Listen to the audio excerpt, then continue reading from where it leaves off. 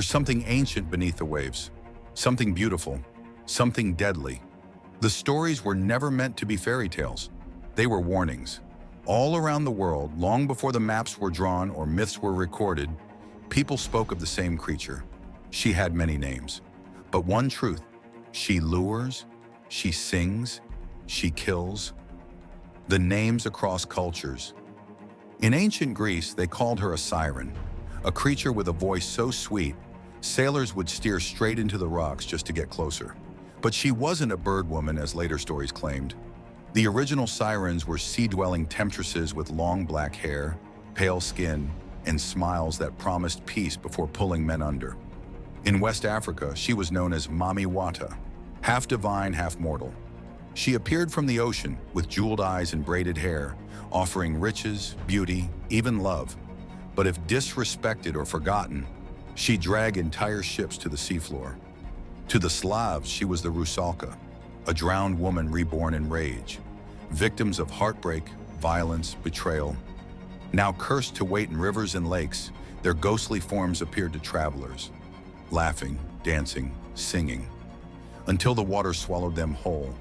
In Scotland, they whispered about the Ceasg, a creature with the body of a salmon and the face of a woman.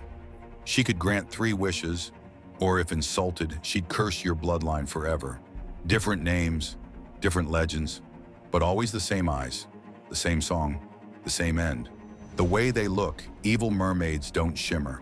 They don't twirl or giggle. They wait. They watch. Their skin, cold as stone and slick like eel flesh, hides a muscular tail with jagged fins. Their teeth, sharp, layered, designed for tearing. Some say they smile too wide. Others say they never blink. They wear their beauty like a mask, but if you look closely, you'll see the cracks. Their charm isn't love, it's hunger disguised. The tale of Ceasg Bellamy.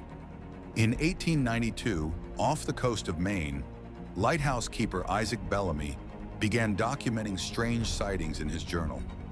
Each evening at dusk, he noticed a woman standing on the distant rocks. Always the same spot, always silent. Her green dress clung to her legs like seaweed. Her hair danced in the wind. She never waved, never moved, just stared. On October 14th, he wrote out to her. His final entry was short, just a few shaky lines. She sang to me. I can't remember the words, but they live in me now. I must go to her. The next morning, his boat was found drifting. Empty. His boots were still on the dock, but barefoot prints, wet ones, led straight to the edge of the pier and stopped. They never found his body, but locals claimed to hear music in the waves for weeks after. Some say they still do. The diver who saw her over a century later, off the coast of Nova Scotia, a small research crew dove beneath the water to tag migrating sharks. One diver strayed too far. 30 feet down, he saw a figure suspended in the current. A woman, floating, her arms extended, her hair swaying in the tide. She didn't swim. She didn't blink. She watched. Then she smiled. And though his ears were covered, a sound echoed in his mind. Sweet, wordless humming that froze him in place. He couldn't breathe. Not from panic, but from peace. He was ready to sink, until another diver grabbed him and yanked him to the surface. Later that night, alone on deck, he stood by the railing. The water was calm, silent, until he heard it again. Software, calling, just for him. The evil mermaids never left. They're in the rivers, the lakes, the oceans. They wait for the lonely, the curious, the ones who don't believe. And if you hear a voice on the wind, sweet, soft, singing your name, don't look, don't follow, don't listen, because if you do, you'll never come back.